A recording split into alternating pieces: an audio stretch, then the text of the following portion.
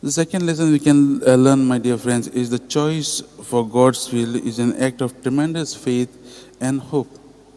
You know, when Mother Mary, when the angel Gabriel came to her and told her that she was going to be the mother of God, you know, we see first she hesitates. She doesn't know what is going to happen, because she first and foremost asks a very rational question. How is it that I don't have any relationship with a man? How is it that I'm going to conceive a baby? And when the angel Gabriel reassures us that it is through the power of the Holy Spirit, she is ready to give herself fully. She doesn't know what is going to happen. She knows this invitation, what are the effects of this invitation, that she'll get this glory.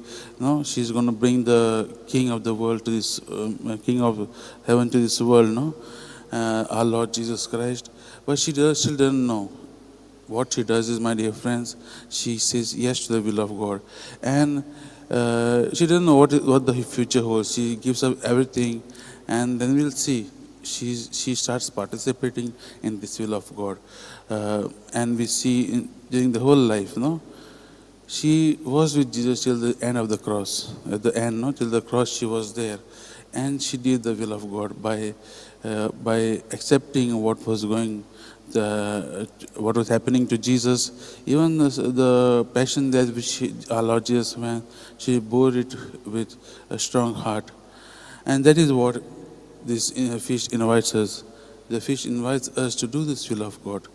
So as we are reflecting on this beautiful solemnity of our Lord, Annunciation of our Lord, and this reading also, let us ask God. Let us take Mother Mary as an example for our lives.